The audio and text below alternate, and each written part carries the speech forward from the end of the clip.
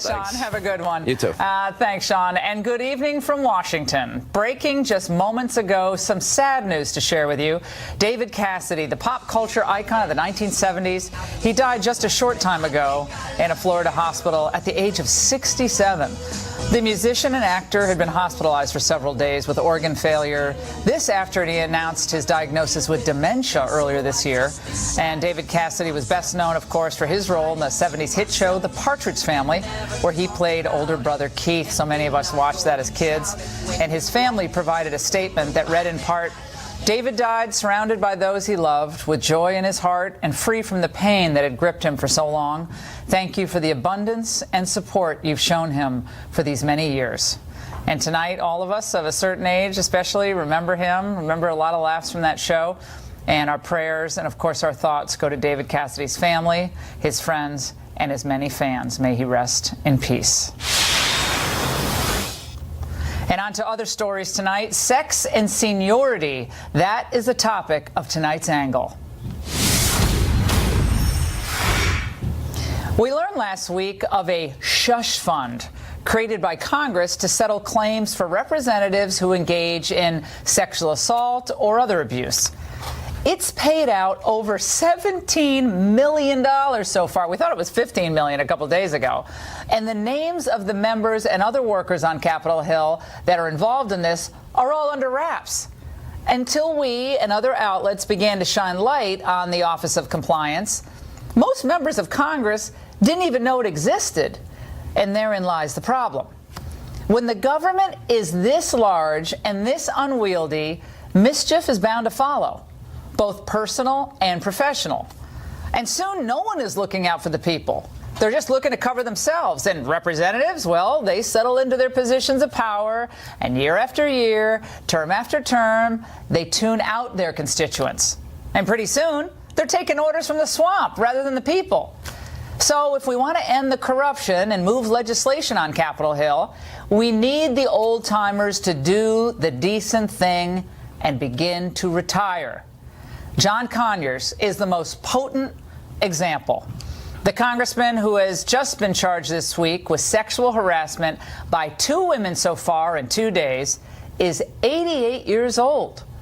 He has held his congressional seat for 52 years. So LBJ was president, and the film Mary Poppins was released the year he was elected. Now, it's just time for John to go fly a kite, too. And he's not alone. Remember that song? Congressman Louise Slaughter, Democrat from New York, is also 88. She's been in Congress for 33 years. Republican Congressman Sam Johnson, 87 years old, and he's been kicking around Congress for 26 years. Sander Levin of Michigan is 86 years young, and he served as a congressman for 34 of those years. In the Senate, things aren't that much better. California Senator Dianne Feinstein, otherwise known as Di-Fi, is 84 years old, looking great though, and she's held the seat for a quarter of a century. Senator Chuck Grassley, also 84, and he's been Iowa Senator for half of his life, 42 years. Senator Orrin Hatch and Richard Shelby, both 82 years old, and have served 40 and 38 years, respectively. Just those 8 senators and congressmen have been padding around Congress on the taxpayers' dime for a combined 290 years. This is a total joke. President Trump was elected to be an agent of change, to break up the bureaucracy and drain the swamp. But that's hard to do when the old guard is impeding progress and protecting the bureaucracy in D.C. These elder statesmen need to look themselves in the mirror and ask, is a lifetime tenure what the founders really had in mind when they created this system? So what did Thomas Jefferson mean when he wrote this? A government by representatives elected by the people at short periods was our object and our maxim. Thomas Jefferson to Samuel Adams in 1800.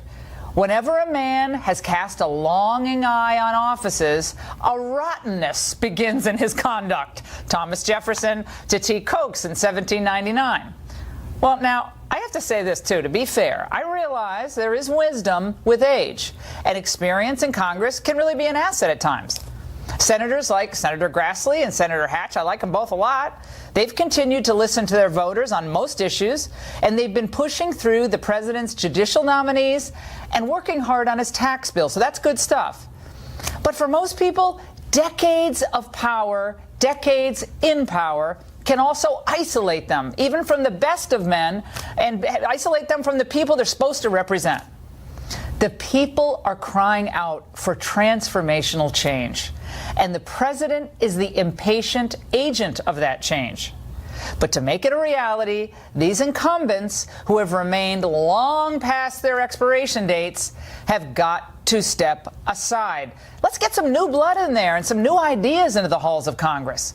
And by the way, again, to be fair, there are some younger senators, a la Ben Sasse, Cory Gardner, and Jeff Flake, who've gotten pretty good themselves, pretty young too, at ignoring the will of their own voters. Amidst the calls for Al Franken and Roy Moore to step aside, I have a call of my own tonight. It's time for the dinosaurs of Washington, who refuse to press the president's agenda, to step aside and lumber off into the sunset. If they're not going to return power to the people, they need to go now. And that's the angle. And now on to our top story tonight. A giant in the Democratic Party I just mentioned is being rocked by a second allegation of sexual misconduct. The second as many as 2 days. Congressman John Conyers paid his accuser $27,000 out of a congressional account in 2015 that drove another accuser to depression. The Ethics Committee is already investigating Conyers, but is that enough? And should taxpayers be on the hook for his misdeeds? Here to react is Kimberly Whaley. She's a professor of law at the University of Baltimore, and Congressman Ryan Costello, a Republican from Pennsylvania. It's great to see both of you. Happy Thanksgiving and all that jazz. Professor, let's talk to you. This is some wild stuff. I mean, we have had a cavalcade of accusations, some more recent than others, some really old, sweep both Hollywood, business, media, and politics. What is your take on this Conyers issue now that we know he used his own budget, his office budget, to pay some of these settlements? Well, one thing that's been striking to me is the fact that our elected officials seem to be less accountable than those in the private sector, right? So we've seen it sweep through Hollywood. We've seen it happen in the halls of corporate America, and the retribution is swift, and the people are moved out and new people moved in, presumably, and the notion is that there's money at stake, right? And so when it comes to our elected officials, without a will to actually remove them from office from the voter standpoint, there's really not much that we can do. The Constitution doesn't say much about it. Congressman Costello, to you on this. This is what Maxine Waters, Congresswoman Waters, said not too long ago about Congressman Conyers. There was a big women's forum. Let's watch. There is a member of Congress who has been supportive of women for many, many years. He is quiet, he is confident, he is powerful, but he has impeccable integrity on all of our issues. Give John Conyers a big round of applause. Woo! Woo! Oh, I'm just giving him a big round of applause. Impeccable integrity, Congressman Costello. You heard the professor that, look, the Congress seems to have its own set of rules. That's how it's constituted. They govern themselves. They pass their own ethics rules, internal rules and regulations. But is it time that things begin to change? I mean, a lot of you guys didn't even know this slush shush fund even existed. The short answer is things do need to change. I think that this legislation is a step in the right direction, because if you work on Capitol Hill and you've been mistreated, the process that you have to go through in order to file a complaint and have your grievance heard is so opaque, confusing, that it's just not fair. It's not fair and it's not right. And I think the slush fund that you spoke to is sort of indicative of the American public's frustration with, at times, how Congress is governed. They feel that there's a different set of rules for members of Congress. And the point here is, look, as a member of Congress, I have a budget. I pay staff, office supplies, office space, et cetera, et cetera. That money should not and cannot be allowed for use to pay off an employee who may have been mistreated. That has to end. I don't think Well, is that's even permitted. allowed? No, Congressman, anyway, my question to you is that even allowed? I don't believe that it is, no. Okay, so this will be part of an ongoing ethics investigation into John Conyers. I want you to speak to my angle that I gave at the top of the show. We got people in Congress who've been there a half a century plus. Now, I think old people, senior people, like we're all getting up there, okay? They have a lot of wisdom. But this was not meant to be a permanent job security program working on Capitol Hill. But we got people up here for 3 decades, 4 decades, and in case of John Conyers, 5 decades. You kind of get removed from the people after 5 decades. You go from sedan to fundraiser to lobbyist to consultant to this and that, and the people are, where the heck are the people and all that?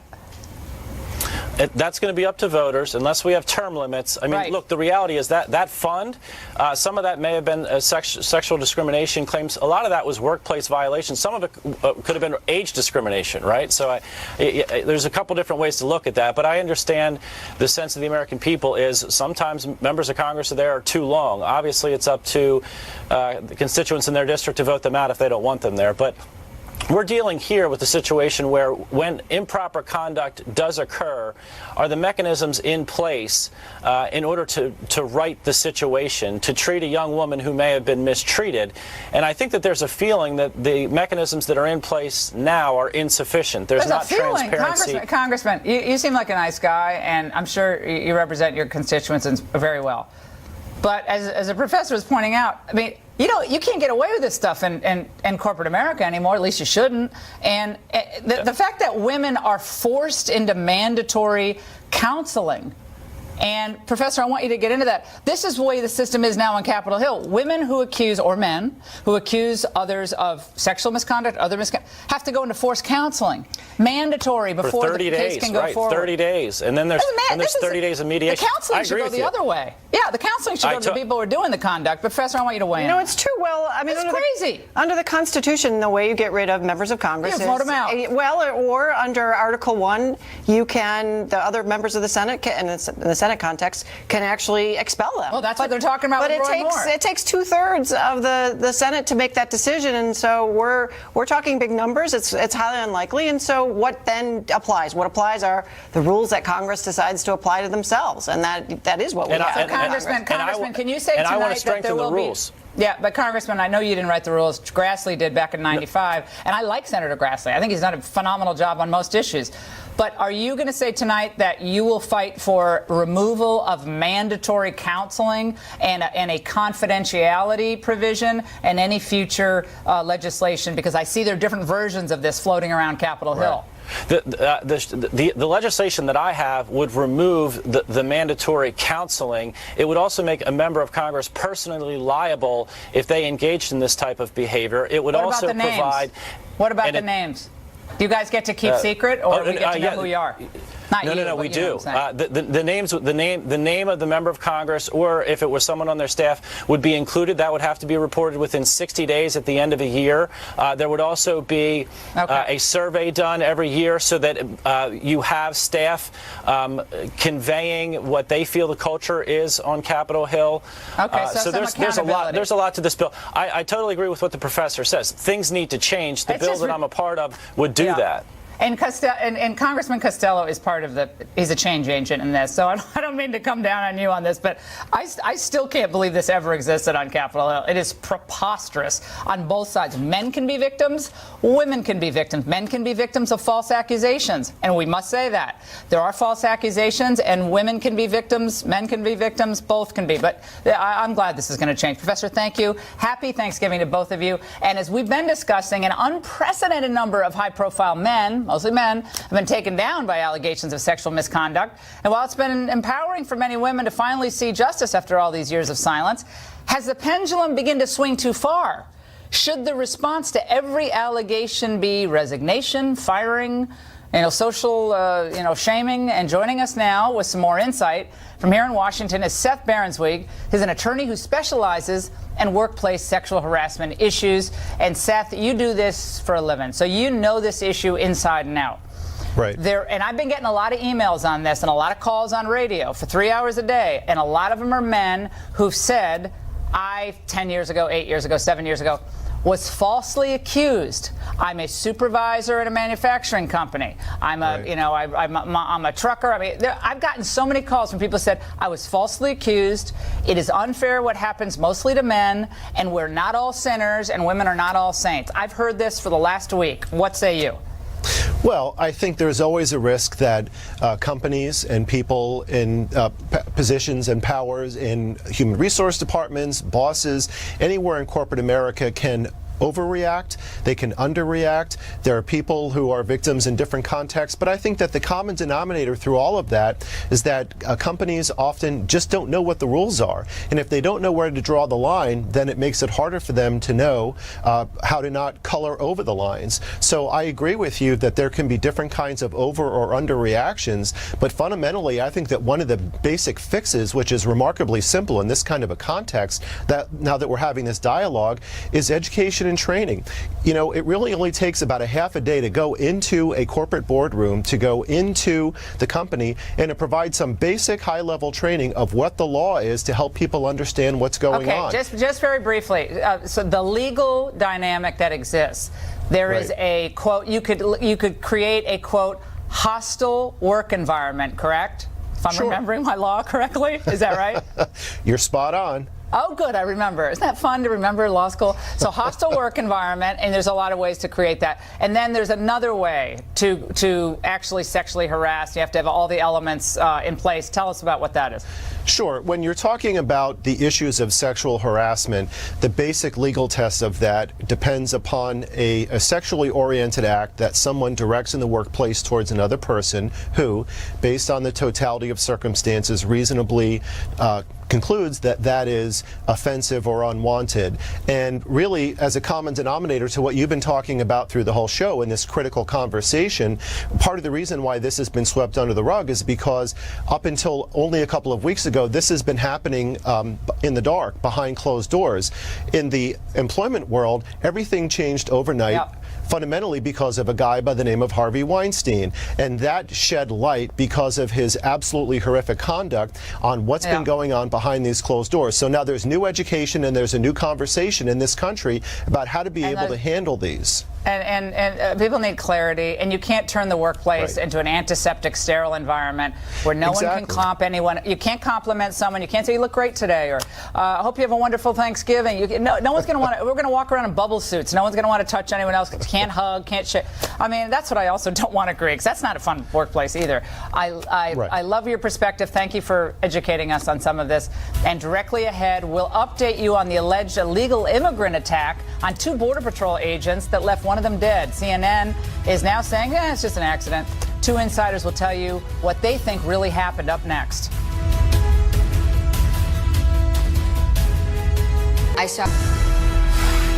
Yesterday, we told you about a tragic situation in West Texas that left 1 Border Patrol agent dead and another critically injured.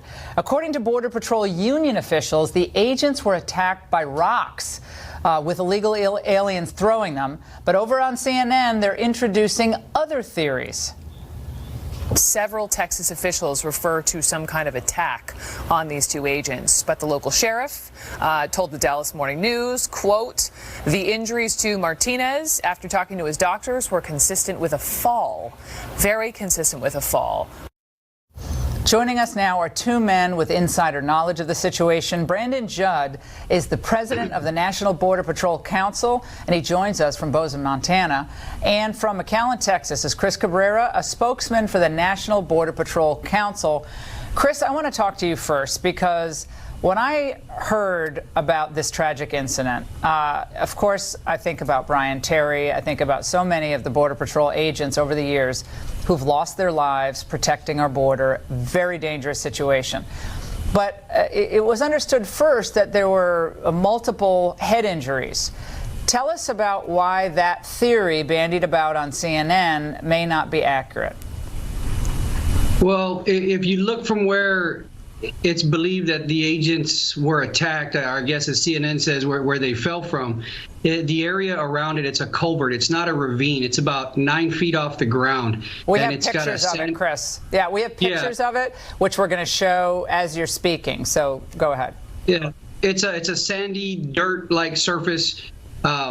as far as the ground goes. And if somebody fell there, I mean, it's 9 feet off the ground. Is it possible that they could have died from that? It's possible, but it's highly unlikely. The way they make this sound is that he went down some deep ravine, and that's just not the case. It was a culvert on the side of the road. These agents know that culvert's there. It's right off of I-10. It's not like that took them by surprise. And then for both agents to be, struck or struck in the same manner, it's highly unlikely, and I don't understand if it had been an accident, why is it taking 4 days, 3.5 days for them to figure out or rule out that it's an accident? On top of that, they're offering $25,000 reward to the FBI. If it's an accident, who would possibly be able to collect that reward? That tells you that sheriff doesn't know. I hate to be rude, but he doesn't really know what he's talking about. Brandon, let's go to you on this. Clearly, if this had been an attack by some type of cartel-affiliated group of individuals, illegal immigrants or not, that would, of course, bolster the president's argument that we need real border security. We need to empower the Border Patrol, we need more of them, and we need a wall. But if it's an accident, well, they just either drove off into that culvert, which doesn't seem very tall to me, sandy, they fell off and just hit their head and died. Then that doesn't really add to the argument of the wall, does it? It doesn't. And if you look at it, dangerous borders are the reality today, and that's what we deal with on a daily basis. But if you look at all the facts surrounding this particular incident, this agent was out there specifically looking for what we call foot sign or footprints in the ground. He found some, he radioed it in, he said that this is good foot sign. He himself got out on foot and he started to follow these footprints in the dirt up to an area.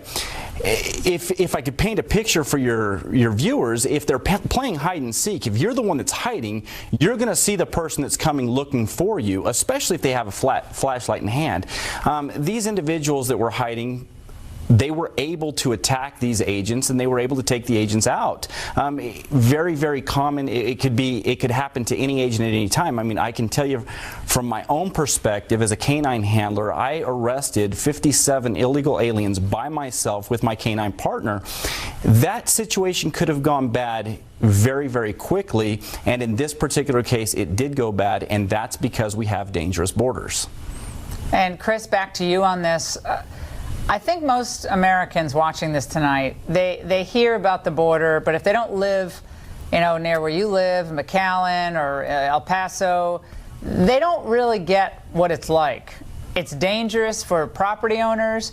It's dangerous for residents. It affects morale of Border Patrol agents when they don't feel like they're getting the support or the credibility that they deserve. And this spills over into the country at large, and President Trump is trying to do something about this. Congress continues to drag its feet. Continues. Yeah, you know what? People need to understand, people that don't live here on the border, they need to understand how it affects them, the rest of the country as a whole. For instance, these folks that are coming through, a lot of people come through this area, a great number of people come through this area. The thing is, the majority of them don't stay here. They're funneling into the rest of the country, the Atlantas, the Houstons, the New Yorks, the middle America, and 20% of the people we encounter have criminal history, and it's just it's an ongoing thing. And at some point, we need to get serious about this border security. We need the infrastructure, we need the manpower, but more than anything, we need that political will to get it done. Because without that, we're just going to continue spinning our wheels, and incidents like this are going to continue to happen. Incidents like the Kate Steinle murder are going to continue to happen. It's just an ongoing thing. Well, it's needles in a haystack, and meanwhile, we're putting the lives of good men and women in the Border Patrol in jeopardy, and most of the time there's no reason for it if we actually have a secure border. Thank you to both of you for your service to this country. And up next, think Hillary email problems are all over? Well, think again. An exclusive report about a potential bombshell. You're not going to want to miss this when we come back.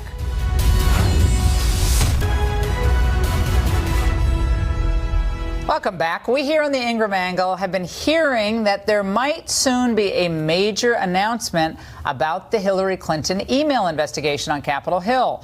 Joining us now from Tallahassee, Florida, is someone who might have a thing or two to do with that. Congressman Matt Gaetz, a Republican from Florida. Congressman, you can't tease us and give us nothing here tonight. Okay, there's something going on. My ears have been, filled up with all sorts of whispers all day today about something involving a special designation for the Hillary Clinton email investigation over at the FBI, and that is raising questions. What can you tell us tonight? And if you say you can't talk about it, we're going to have to go talk about David Cassidy again for another segment. Go ahead. Well, we absolutely can talk about it, Laura. I am immediately calling for an investigation into the special treatment that the FBI gave Hillary Clinton, and particularly in this email scandal. In late October, right before the election, emails were sent by now the Deputy Director of the FBI, Andrew McCabe, where McCabe said that the Hillary investigation would be given special status, that it would not go through the normal investigative procedures that would typically append to this type of an investigation. He told others at the FBI that there would be a small team at headquarters that would make the decisions and conduct the investigation, walling off others who might have discovered information or brought additional facts to light. Link this to the information we have about James Comey drafting the exoneration statement of Hillary Clinton before she was even interviewed, before other key witnesses were interviewed. So now we have absolute proof of what you've been saying for a long time, Laura, and that's that Hillary Clinton was treated differently than any other American would be treated. And as a member of the Judiciary Committee, I want answers from the FBI about how we can stop this type of special treatment for politicians in the future. Now, we've been talking about the special treatment that politicians get when it comes to issues of harassment, other types of discrimination, with that slush fund on Capitol Hill, $17 million paid out to victims, all confidential. And that's just an absolute outrage. But in this case, we're talking about the former Secretary of State. She's running for president. As a white-hot spotlight on her and on this question of her emails, the ones that were destroyed, the intent to set up that private server. When something is designated as special investigation, one could hear that and say there's going to be more scrutiny placed on the subject. But you're saying when it's special, it means skirting normal channels? Is that what you can confirm to us tonight? Well, Laura, we have to look at all the evidence in context. Here you have Mr. McCabe telling others at the FBI that this won't be handled like other investigations, that it'll be a small team at headquarters. The reason that's so troubling is that we've learned, as a consequence of testimony before the Senate, that James Comey, leading that investigation, it drafted the exoneration statement, essentially rendered the verdict on the Hillary Clinton email scandal before even conducting the investigation. Now we've got these McCabe emails that show that others were not allowed to participate, that they were expressly excluded. Even more damning context is the fact that these emails also reveal that McCabe was dealing with his own scandal because he was involved with his wife's political campaign funded by the Clintons and their allies. And that's not the type of FBI we need. We need the type of checks and balances at the FBI where people get equal treatment under the law. We don't have that in a circumstance where you got special treatment for someone like Hillary Clinton, and then you've got an exoneration statement before you even have the investigation concluded. I think we're going to be learning a lot more about Andrew McCabe in the coming weeks. And you can't mix politics in the FBI. You're not supposed to. And so his wife is running for Virginia Senate. A lot of questions remaining about him and Comey together, and we appreciate it. Happy Thanksgiving, Congressman. And you can give us more information next week. We want all the information next week. We want all the document requests. We want all the memos to the file that Jim Comey did in the back of a sedan. We want all those, so keep it up. And up next, what do you get when you throw Charles Manson, President Trump, Newsweek, is that still publishing, and the New York Times together? New heights of utter stupidity. I'll explain after this. Infamous cult leader and murderer Charles Manson died of natural causes on Sunday, and many used his death to compare him to some of the worst men who ever lived on Earth. But not Newsweek. they thought it was appropriate to compare Manson to, guess, who? President Trump. The struggling publication, I like to call it Newsweek, W-E-A-K, ran a story with the headline, quote, "How Murderer Charles Manson and Donald Trump Used Language to Gain Followers." We should note that Newsweek has since changed the headline to remove the reference to the president. Isn't that nice? The New York Times also ran a strange opinion piece that seemed to try to tie Manson to some of President Trump's supporters, making the case that Manson was inspired by right-wing causes rather than the far-left counterculture. Good luck with that. Joining us now for reaction, Howie Kurtz, the host of Fox News' Media Buzz, which I love and I watch every Sunday at 11 a.m.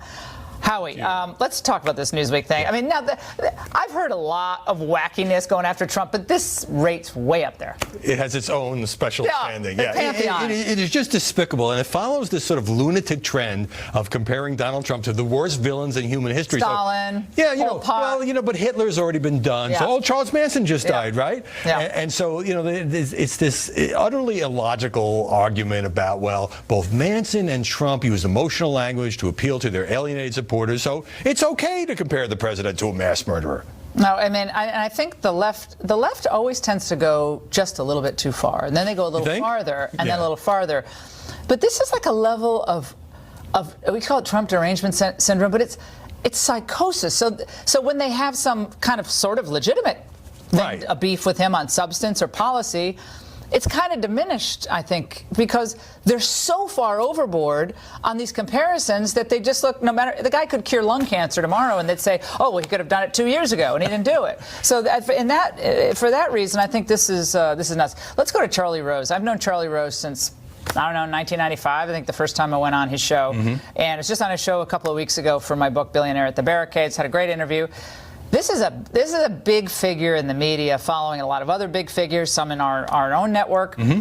CBS, PBS, Bloomberg, CBS's Candom. What's going on? Well, it took about 24 hours from that well-documented Washington Post piece to be published before CBS, and he's a franchise there. Morning show, 60 Minutes. 75 years old. Yeah, as well as PBS. So, but the networks really had no choice, Laura. I mean, the devastating details in this Post piece about how he would lure women out to his estate on Long Island and either come on to them or grope them or whatever, and some of them were looking for jobs, some of them were fairly young women, really left them no choice. And the fact is, he's a charismatic guy, but he blew up his own career. Has any network not been touched by this? I guess touch isn't a word I shouldn't use, but has any network not been rocked by some level of this type of sexual harassment allegation? Not just networks. I mean, you have the New York Times that suspended White House correspondent Glenn Thrush over allegations. So it is, it started. Mark Halperin, all these other. Yeah, it started in Hollywood and Silicon Valley, our own business. It really is quite a cultural moment. And now Charlie Rose, one of its biggest people to fall. We were saying earlier that it will be a shame, however, if this changes the way people can have any interaction in the workplace. Like I happen to know a lot of people, friends of mine from college and law school, who met each other in the workplace. I mean, how many times I met somebody and they became friends and then we started dating. Right. And now like a quarter of young people, we did this poll last night, a quarter of young people, according to this new YouGov poll, say that if someone asks another person out and they're not romantically involved, that can be sexual harassment. Just by asking for a date. Yeah, by asking for a date. I mean, so now talk about lunacy. Then you can, are you going to ever have human reactions? Like, how do you ever ask someone out in the work context? I guess you never can. Even in this That's kind of little. I mean, not every allegation is correct either. Some are devastatingly true. Right. But sometimes people just, they guess they want to date somebody and they say, well, do you want to go out? I guess you can't do that either. Well, I mean, Charlie Rose had a kind of pathetic. I'm not talking about Rose. I'm talking about in general. Yes, but let's make distinctions, because in this hothouse environment, another case of sexual misconduct between a grope, somebody who's a little too aggressive on a date, and somebody who was accused of rape, sexual assault. I mean, it's not all the same. Yeah, just quickly, Don Brazil, I want to play this soundbite really quickly for me. This was earlier tonight on MSNBC. Let's watch. My personal view is that it was not a legitimate election. So it doesn't count? Chris, remember, I am the campaign manager of Al Gore in 2000, and where, as you well know, the Supreme Court decided. This election will always have an asterisk by it, and that's why I think Donald Trump should take steps as president to clean up our system so that no more foreign governments of no foreign meddling would occur in the future. Okay, so this is a change of heart really quickly. Donna Brazile trying to get in the back in the good grace of the DNC. What's going on? First, she sells books by saying the primaries were rigged for Hillary. Now she has sold a lot of books, and she wants to kiss and make up with the Democratic Party. So the whole election is the asterisk. Forget about the electoral college. Oh, yeah, now we'll get rid of that, too. Howie, always great to see you. Have a great Thanksgiving. Thanks, you too, Laura. Have a lot of fun. Great. Come back soon. And straight ahead, LeVar Ball redefines off the rails. During an interview about his feud with President Trump, you're not going to believe what he's saying, what the left is saying about it now. Stay with us.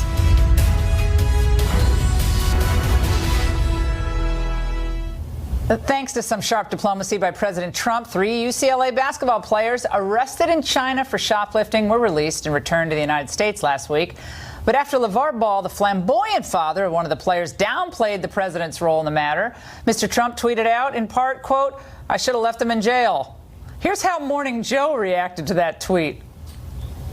Of course, there's racist overtures here where the black man was not appreciative of what the white man did for him. Yeah, and I actually think the racism it's a dog whistle, is a real kind of thread throughout this presidency and the campaign. I think we can actually connect the dots there.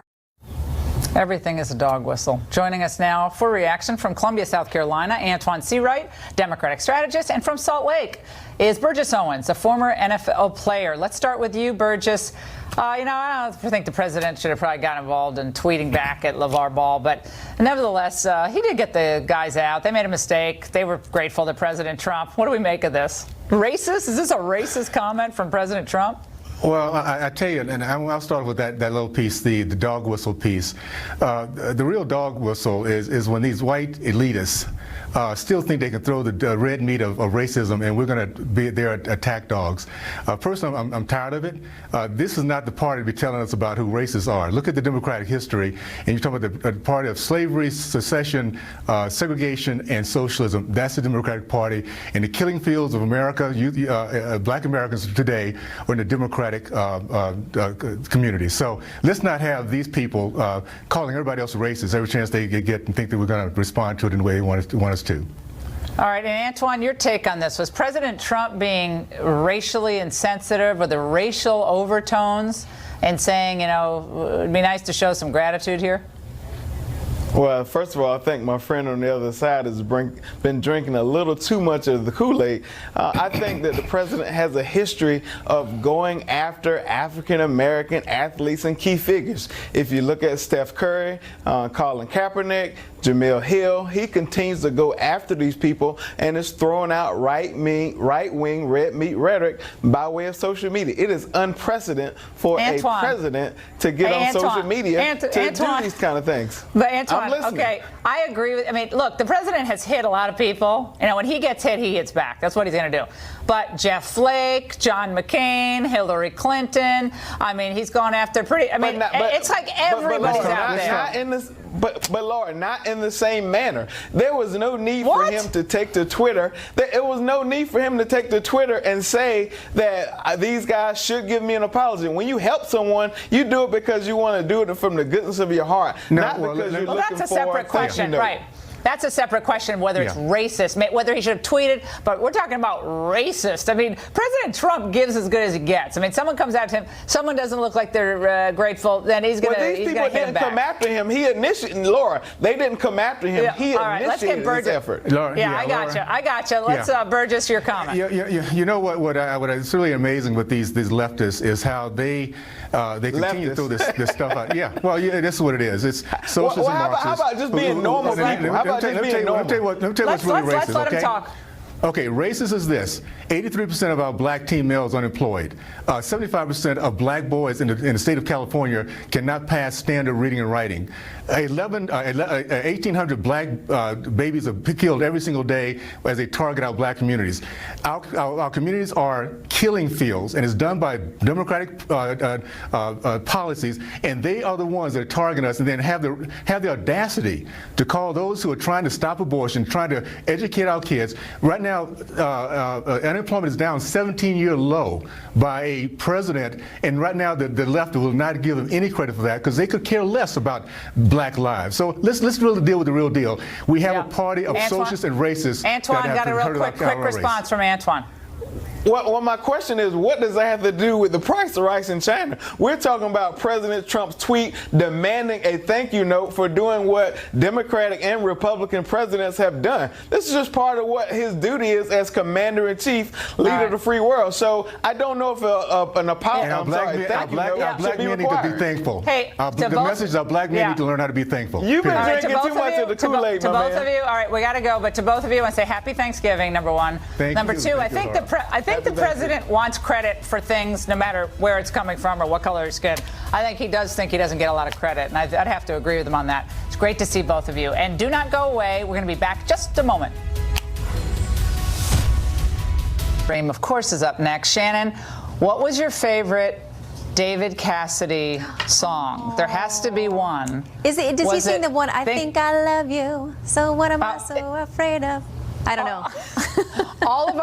Shannon, all of our crew here has been humming that the entire hour, and it takes you back to a simpler time. Oh. But we are all looking forward to your show, and you're coming on with me tomorrow night to talk about Thanksgiving traditions, and I understand you have some interesting ones, so I can't wait to watch your show tonight. I'm bringing a live turkey. I just want to warn you in advance, Laura.